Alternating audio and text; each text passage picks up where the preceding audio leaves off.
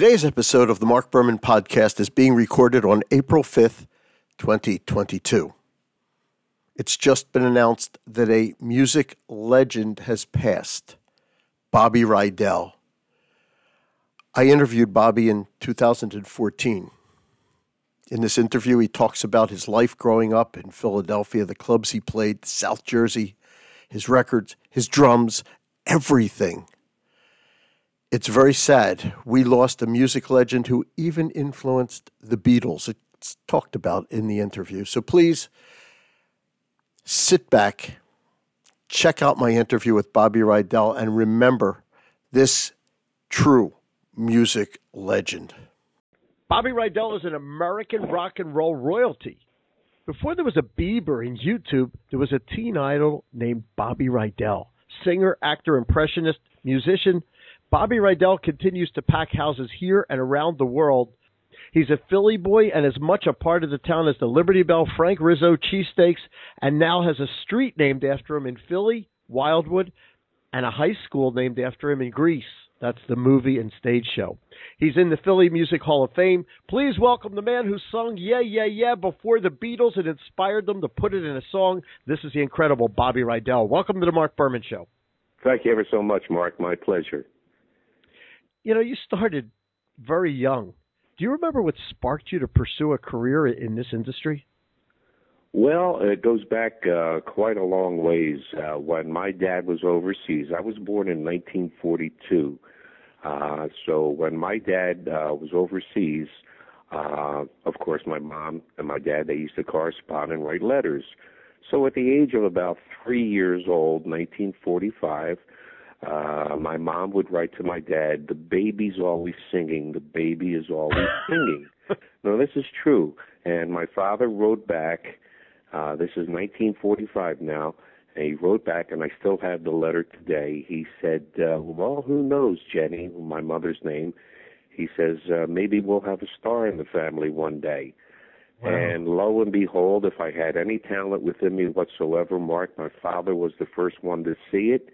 And he used to take me around to all of the clubs in Philadelphia, the CR Club, the 2-4 Club, the BR Club, Scioli's, the Palumbo's, the Erie Social, the RD. Oh, my God, yeah. And, you know, I was maybe 8, 9 years old at the time, and he would ask the club owner, is it okay if my son gets up and sings a few songs and does some impersonations? And basically, Mark, that's how it all started for me at a very, very early age, all because of my dad. You just took my listeners back just by naming the clubs, Scioli's, Fifth and Pike, across from Sylvie's. Holy mac, are you kidding me? Yeah, we used to go to Sylvie's for lunch. You know, if we had rehearsal at Scioli's, we'd go across the street to Sylvie's and have something to eat. Wow. Sorry, you just caught me off guard there for a second. Boy, it's a big part of my growing up. Bobby, your dad became your manager. No, he never did. My first manager was a guy by the name of Frankie Day, his real name Francesco Cocchi. And I met him, I filled in playing drums in a group called Rocco and the Saints at a place called Bay Shores in Somers Point, New Jersey. And Frankie Avalon was playing trumpet. He knew that I had played drums, and he said, you know, Bobby Chippy Peters, his real name Chippy Brancata, was the drummer in the band. He got sick, so I filled in. The other band that was working alongside us was a band called Billy Duke and the Dukes, and the bass player in the band was Frankie Day. And I was playing drums and singing some tunes and doing impersonations, yada, yada, yada. After our set was over, he approached me and he said, I'd like to manage you. Well, I was like 14 going on to 15 years old at the time. I said, I don't know what you're talking about. Talk to my father. And he talked to my dad, and, you know, we never signed a contract. It was just a handshake, and Frankie Day became my manager at around the age of 15 years old. And, we were together for the better part of 17 years. And my dad never really was my manager. You know, he was the guy, like I said, if I had any talent, my dad was the first one to notice it. But Frankie Day was my first manager. Was competing and winning on Paul Whiteman's TV Teen Club, did that actually really boost your feeling that, wow, I can do this? Well, yeah, sure, absolutely. I mean, I went in and auditioned for a guy by the name of Skipper Dawes, who was the producer of the Paul Whiteman TV Teen Club. And Sammy Davis Jr. had a record called Because of You, where he did one side doing singers, doing actors, and the other side actors doing singers. And I did actors doing singers, and I did people like James Cagney, James Stewart, Jerry Lewis, singing the tune Because of You in the voice of James Cagney, James Stewart, Jerry Lewis, yeah. And I won on the show, and I became a regular for just about a year and a half. And I think I was 10 years old at the time. And then the show finally, ran its gamut, and the show was canceled, and, it went off the air. So at the age of 11 years old, I was out of work. but things happened, because in 1959 you went up to 45th and Market and you appeared on American Bandstand. Well, yeah, I mean, but when going back to meeting Frankie Day after the set at Bayshores, 15, 16 years old, we went around to a lot of different record companies, and I got a lot of turn downs, because at that time Avalon had made it, Fabian had made it, Paul Anka, how many teenage idols can there be? We went to all of the major companies and got turn downs, and I was really happy playing drums at the time. I said, well, this is not for me. I'd rather, sit behind the kit and play. And make a long story short, we went to Cameo Records, which was a local independent label here in Philadelphia, and I auditioned for a man by the name of Bernie Lowe. And lo and behold, Bernie Lowe was the piano player on the Paul Whiteman TV Teen Club show. And then he, so many years later, 7 years later, he became my boss. Recorded 3 records for them. They all bombed. They did nothing. And I said, well, this is really not for me. And like I said, I was really happy playing drums. And then they came up with a song called Kissin' Time. And that was the summer of 1959. And then all of a sudden, I found myself at 46 and Market Street doing American Bandstand. Yeah. Isn't that unbelievable? And so was Dick Clark important to your career? Oh, absolutely. I mean, Dick was, when Dick played a record, it went across, the nation, it was local here in Philadelphia for a while, but then it went, network. It went from, the East Coast to the West Coast. And when, Dick played a record, it was, spread across the country and everybody heard it. And, then, of course, all of the local radio stations across the country, because Dick was playing it, they jumped on the record. So, yes, I classified Dick as a Mike Schmidt. Like, you get 3 men on bass, and then Mike Schmidt comes up to the plate and knocks it over the wall for a grand slam. And, Dick was like the guy who stepped up to the plate and knocked it over the wall. Without social media, downloads, and computers, you sold over 25 million records. That's people going in, buying little records that you used to put a spindle in on some of them and play them. This is incredible.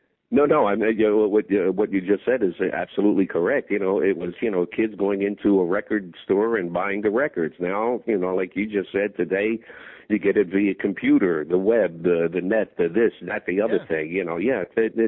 It was truly a great time, back then in the mid-50s to, the late 60s. At 19, you were the youngest performer to play the Copa in New York. But did you play, now you mentioned the local clubs, but did you play the Latin Casino in Philly? I worked the Latin Casino, not in Philly, the Cherry new Hill. Latin in Cherry Hill, yeah. And years ago, there was a lady, a comedian by the name of Toni Fields, who was a marvelous, marvelous person and a tremendous talent. Well, make a long story short, I used to use her as my opening act. I used her in Pittsburgh at the Holiday House. I used her at the Copacabana in New York. I used her at Three Rivers Inn in Syracuse, New York. And as things happen in the business, she jumped, she became a super dynamite star. and she remembered me, and she used me as her opening act at the Latin Casino in Cherry Hill. And then when we finished Cherry Hill, we went directly to Las Vegas for 2 weeks at the Riviera Hotel. And Toni and I were, super dynamite friends. And, that's the wonderful thing about the business, how people, can, associate and remember, things that other people did for people. So Toni was absolutely wonderful. Speaking of people doing things for people, how was it the Spectrum? I just happened to go see an idol, Old Blue Eyes. He introduced you to the crowd that night. Yeah. Do you credit Mr. Sinatra as a major influence in your life? Absolutely. I mean, I listened to Sinatra when I was 10 years old. My father was a big band freak, and he used to bring me to a place in Philly called the Earl Theater, 11th and Market Street, Saturday afternoons to catch the big bands. Dorsey, Goodman, Tex Beneke, Artie Shaw. And I was, exposed to that music at a very early age. And of course, Frank was a big band singer, with the Harry James band, with the Dorsey band. And Frank was, absolutely a big influence in my career. And I had the pleasure of being in Mr. Sinatra's company quite a few times. And the story about the Spectrum, I was sitting, the Spectrum used to have a place called the Blue Line Club, and I was sitting with my first wife, Camille, and a guy comes out, he says, "Are you Bobby Rydell?" And I said, "Yes, sir, I am." He said, "Mr. Sinatra would like to see you." I said, "Is it okay if I take my cousins and my wife?" He said, "Wait a minute." He comes back, he said, "You can take your wife." So we go in the back, and there was a girl by the name of Dorothy Ullman, who was Sinatra's right-hand girl. And Frank's back was towards me, and Dorothy said, "Mr. S., there's Bobby." He turned around. He said, sometimes he would call me Bobby. Sometimes he would call me Robert. He turned around. He said, "How you doing, Robert?" I said, "Fine, Mr. Sinatra. This is my wife, Camille." Yada, yada, yada. And he says, "How's the crowd?" I said, "There's 26,000 people out there, Mr. Sinatra. I don't think it's going to be a problem, So in Italian, I said, "Stop the bone at the gendang," which means feel good and live 100 years. So we go out, we watch the show. Now, at the time, Mike Douglas was in town. Oh. And Sinatra starts to talk about, there's a Philadelphia guy who's a saloon singer such as myself, and Sid Mark related this story to me, that Mike Douglas thought that Mr. Sinatra was going to introduce him. And he said, and Sinatra's on stage, he said, "Ladies and gentlemen, how about a nice round of applause for my dear friend?" And Mike is starting to stand up. And he says, "Bobby Rydell." Well, Mike just sunk back down in the seat. I wasn't aware that he was even in the audience, Mike Douglas. And Sinatra's going, "Where are you, Bobby? Where are you?" And I didn't say two words. Everybody around me said, "He's here, Frank, he's here." He said, "Throw the light on him." So the light comes around. I stand up, and he blows me a kiss from stage. I blew him back a kiss, and now everybody's saying, "Bring him up, Frank, bring him up, bring him up." He goes right into New York, did the song, and got the hell out of the Spectrum. By the way, I was balcony to see this, so you weren't as big as if I was standing next to you. But yes, it was quite a moment. Oh, absolutely. I mean, there's 26,000 people. Of course, I went, prior to the show backstage to meet him. He met my first wife, Camille, kissed her on her hand. He signed a program for my kids at the time, Robert and Jennifer. And, to be singled out by, Mr. Sinatra in your own hometown, what a tremendous feeling, I guess Mike Douglas must have felt really, really bad. Yeah, but he wasn't a Philadelphian. Anyway. Well, that's true. He wasn't a Philadelphian, yeah. No. Wildwood Days brought attention to Wildwood, New Jersey. But, you recorded this Steel Pier song. Was that just supposed to be a promo? Yeah, right. That was for Ed Hurst. Joe Grady and Ed Hurst, had the show. And Bernie Lowe in the Powers That Be at Cameo, Bernie Lowe, Cal Mann, and Dave Apple came up with a song called Steel Pier. And it was a promotional record.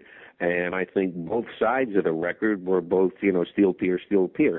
And, it was a promotional thing. They sold quite a few records, but it never really, did anything chart-wise nationally because it was just a promotional record for Joe Grady, Ed Hurst, and Steel Pier. But it was a damn good record. It was really a damn good record.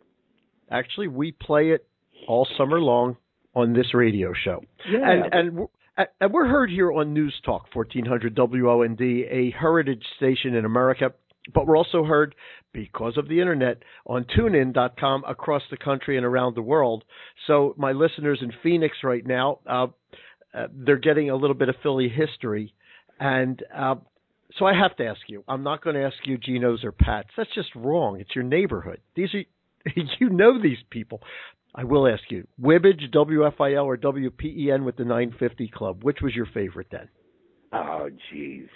Come on, man. Remember WIBG and the great lineup they had? That FIL okay, now there's one you didn't mention was WIBG, And, of course, WIBG was, like the top station at, in its time. Oh, absolutely. It was 99, and they had the hot 99, records. That was their thing. They play the top 99 records because that was their number or the dial, WIBG 99. And, of course, all the jockeys back then, Joe Niagara and, High Lit, my God, they were the guys that, played, not only my record, but, all of, the teenage idols, the groups, from here in Philly, from New York, from, northern New Jersey. So I would have to say that, IBG was, my favorite radio back then at the time. You had Kissin' Time, We Got Love, Wild One, Volare, Sway, Swing in School. You know what? I don't have enough time. The Cha-Cha-Cha, everything. We don't have enough time. However, you did. I find something interesting. You did pick a song to record that was the only Lennon-McCartney song they never recorded. You recorded World Without Love. Why? Correct. How'd you pick that up? After my first, a guy by the name of Tony Hatch, he was a songwriter in London, England, and I was touring for 3 weeks with a young lady by the name of Helen Shapiro, who was like the Brenda Lee of the UK. She was a marvelous singer, and while there, I had to record for Pi Records. So Tony Hatch wrote a song for me called Forget Him, and it became my third million seller. Come back to the United States, I recorded quite a few tunes, and in the can was a song called World Without Love. Now, my manager, Frankie Day, and myself were driving to New York City, and as we get into the New York area, we put on WABC, and we're listening to Cousin Bruce Morrow. And all of a sudden, we hear, I don't care what they say, I won't stay in a world without love. And it was Peter and Gordon.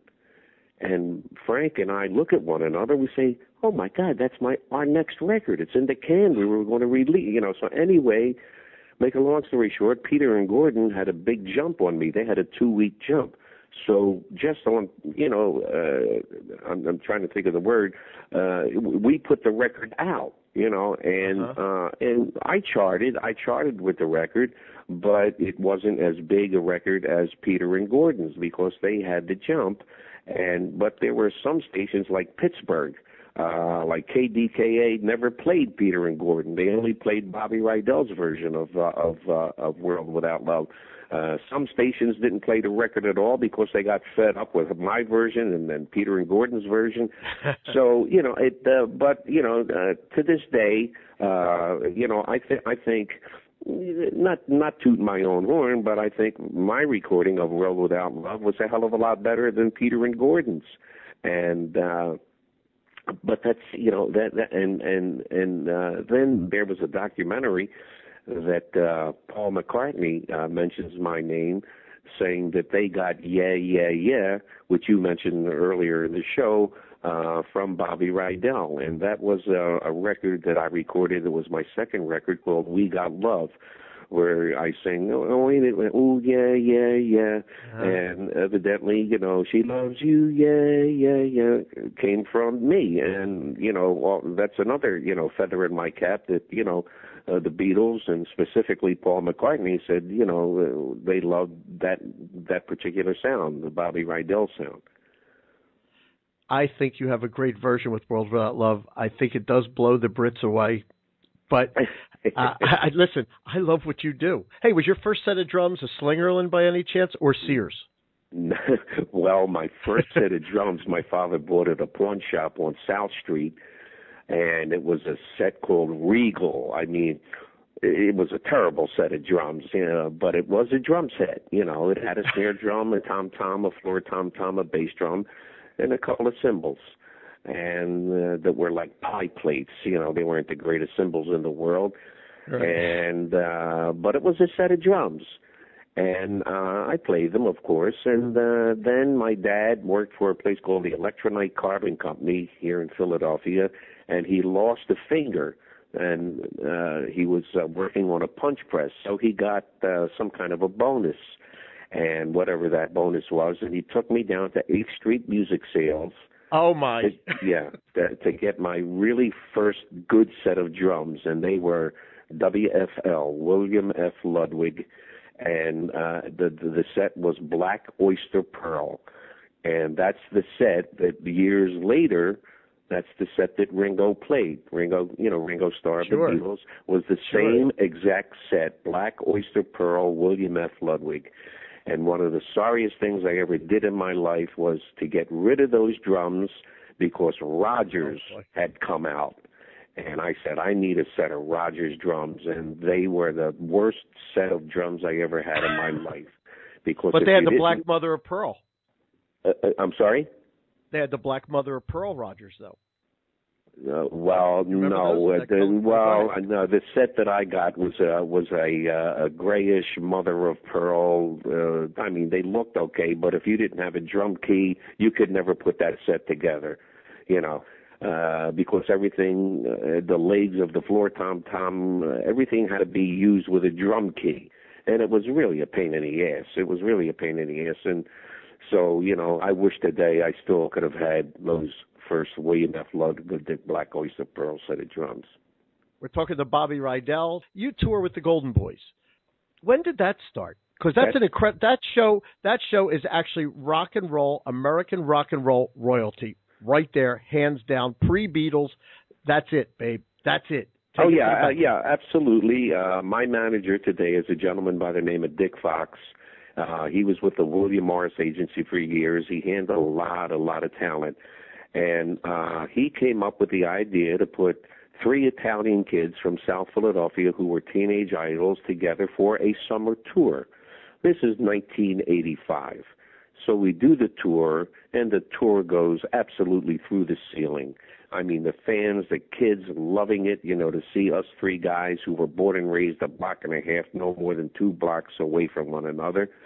And Frankie and Fabian and I, we look at one another. We said, hey, man, what a ball this is. Isn't it great? You know, we used to hang on the corner. Now we're hanging on stage together. And then we said, you know, but how long is this going to last? A year, 2 years tops, and it'll be over. Well, this is 2014. We're still doing it because it's a great show. We have a ball on stage. The people in the audience see that we're not trying to prove anything. We're just going out there to have fun and to reminisce and remember, you know, those days back in the late 50s, early 60s. And I think that's what's keeping the show going because we do have a great time. And it's truly a great show. It's a lot of fun. It's a lot of great music. And there's a lot of camaraderie between the 3 of us and the audience as well. And if that's not a feel-good show, I don't know what is. And in days and times when we just need a break from the everyday world, this is what you need to see. If the Golden Boys come to your town, or Bobby Rydell, I mean, just seeing you, and you reminisce during your shows. Oh, absolutely. You know, that's what people come to see. They love this stuff. I totally agree with you, Mark. Yeah, that it's a big part of of the nostalgia and and of the that particular era to reminisce and bring back those wonderful days, and they were wonderful days. You're a big part of our musical life, and to have you on the show was absolutely an honor for me. So I really thank you for spending a few minutes with us. My pleasure. Thank you ever so much, Mark, and thanks to all of your fans, your listeners, who have been fans for these many years. God bless them all. Thank you for your time. Rest in peace, Bobby.